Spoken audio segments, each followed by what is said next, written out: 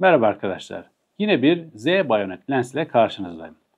Lensi incelemem için bana ödünç veren Orhan hocama çok teşekkür ederim. 14-30 f4 S serisi FX yani tam kare bir lens.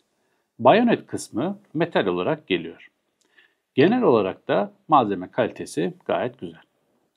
20 mm 1.8 lensin büyüklüğünden sonra algı olarak bu zoom lensin daha büyük olmasını bekliyorsunuz ama değil. Geri çekilebilir bir yapıda ve bu sayede kullanmadığınızda boyutu iyice küçülebiliyor. Şu an 14 milimetrede 30'a doğru çektiğimde en küçük haline geliyor. Açık halinin en küçük hali. Kapatmak için bu zoom halkasını iyice sola çeviriyoruz ve lens çantamıza koyacağımız hale geliyor. Lense filtre takılabilir olması bir avantaj. 82 mm filtre çapına sahip lensin en geniş olduğu kısım 89 mm. Boyu ise geri çekilmişken 85 mm. Aralık olarak yakın olan ama daha üst birlikte yer alan 14-24 2.8'in boyu ise 124,5 santim. Yani bundan yaklaşık 4,5 santim daha uzun. Bu lensimizin ağırlığı ise 485 gram. Lens üzerinde zoom halkası ve kontrol halkası var. Ayrı bir netleme halkası yok. Bu kontrol halkası varsayılan olarak netleme halkası göreviyle geliyor ancak kamera içinden bunun görevini değiştirebiliyorsunuz. Bu atamalar kameranın kendi kapasitesine göre de değişebilmekle beraber örneğin pozlama telafi değişimi için de görev ataması yapabiliyorsunuz. Düğme olarak sadece otomatik ve manuel seçimi yapmaya sağlayan anahtar var. 7 bıçaklı diyaframa sahip lensin malzeme kalitesinde bir eksiklik yok. Hava koşullarına tam dayanım olarak bir ifadeye rastlamadım ama Nikon'un yabancı bazı sitelerinde Weather Shield ifadesini görebildim. Nikon Amerika sitesinde toz ve neme karşı dayanımlı tasarımından bahsedilmiş.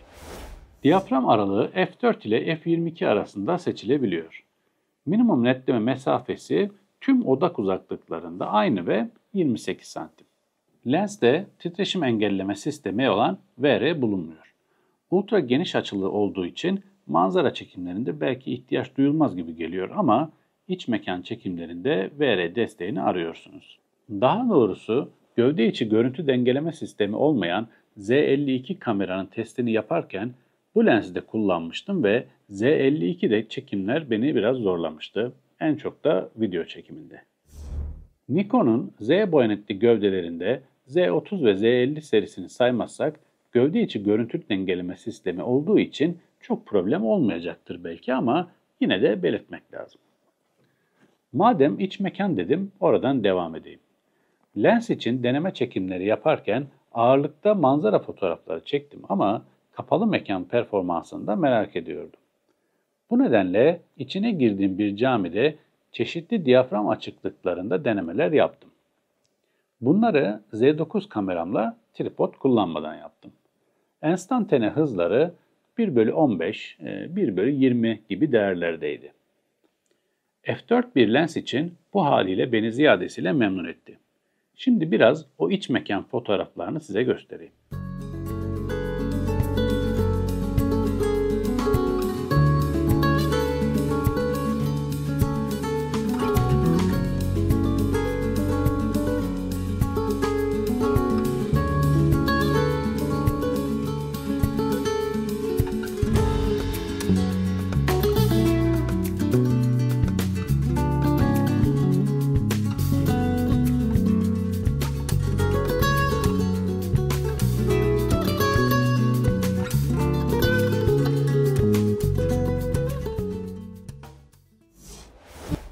Kamera olarak Z9 değil de Z52 kullandığımda ise doğal ve beklenen olarak 14 mm'de dahi olsa kararma etkisi yoktu. Düşük megapikselli bir kamera olmasına rağmen onda aldığım sonuçlar da gayet iyiydi. Bu keskinlik yönünden de öyle. Bu kareleri çekerken şanssızlığım güneşin beni sık sık terk etmesiydi. Ancak bu durum lensi zorlamak için fırsat da sunmuş oldu. Çiçeklerin detaylarını ben beğendim. Hatta çekim sonrası izlediğimde f5.6 ya da f6.3'tür diye beklediğim bazı karelerin f4 olarak çıktığını görünce şaşırdım. Kararma yani vignetting etkisi için farklı odak uzaklıklarında da denemeler yapmak istedim. Önce odak uzaklığını 14 mm'ye getirdim. f4 diyaframdan başlayarak f16'ya kadar aralıklı olarak aynı kareyi çektim. f4'te köşelerde bir miktar kararma var. Rahatsızlık vermeyen bu kararma sadece f4.5'a gelince epeyce kayboldu. f5.6 yaptığımda ise iyice rahatladı. Buralarda bence problem yok. Zaten günümüzde aşılamayacak konularda değil ama 7.1 en güzeliydi sanırım. Bu sefer aynı ortamda odak uzaklığını 20 mm'ye getirdim. f4'teki fotoğraf ile daha kısık, örneğin f7, f10'daki kareleri peşi sıra incelediğimde kararma etkisini göremedim. Yine de tek tek göstereyim sizlere.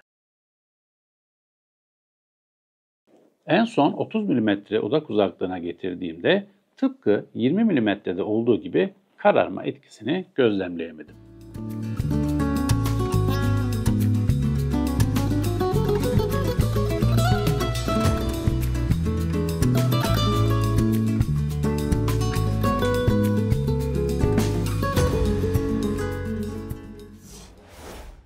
Şimdi bir de timelapse video denemesi yapıyorum. Güzel bir yer buldum. 14 mm'de f7.1'de hem şu güzel çiçekleri hem de gökyüzünü, gökyüzündeki bulutları kaydedecek şekilde bir timelapse video kaydı yapıyorum.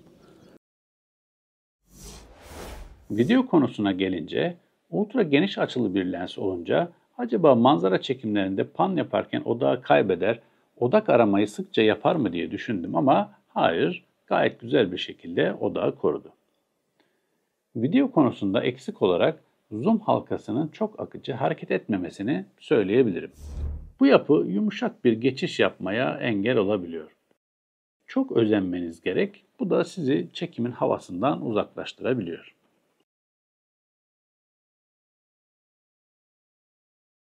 Video için bir başka eksik olarak VR'nin olmamasını gösterebilirim. Z9 kameramın gövde içi görüntü dengelemesi sayesinde problem yaşamadım ama az önce belirttiğim gibi Z52 incelemesi için video çekerken biraz zorlandım. Bu tarz durumlar için tripod şart. Z tipi aynasız kamera lensi olduğu için içinde videolara karışan bir ses ile karşılaşmadım. Fiyat olarak bu videoyu hazırladığım sırada garanti durumuna göre ülkemizde 49.000 ile 65.000 TL arasında online sitelerde satışı vardı. Distribütör garantili en düşük fiyatı ise 51.000 TL'ydi. Yurt dışında ise fiyatı $200 indirime girmiş haliyle 1147 dolardı. Kutusunda HB86 parasoley ve CLC1 lens case kılıf ile birlikte geliyor. Ancak Orhan Hoca sen de dayım gibi parasoleyi vermeyi unutmuşsun. Özetle bu lensle öne çıkan nedir derseniz, küçültülebilir yapısı ile yanınızda taşıyabileceğiniz, ağırlığı fazla olmayan bir ultra geniş açı lens olmasıdır derim. Filtre kullanımına uygun olması, sabit diyaframla gelmesi de diğer artıları. İlk bakışta fiyatı yüksek gelebilir ancak yakın aralıktaki rakibi 14-24 f2.8'de kıyaslayınca neredeyse yarı fiyatta oluşu bir avantaj. Eksik gördüğüm ise VR olmaması.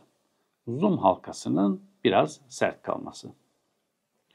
Evet arkadaşlar, umarım video işinize yarar bir video olmuştur. Burada anlatılanların dışında sorularınız varsa yorumlar kısmından bana iletmeyi unutmayın. Görüşmek üzere, hoşça kalın.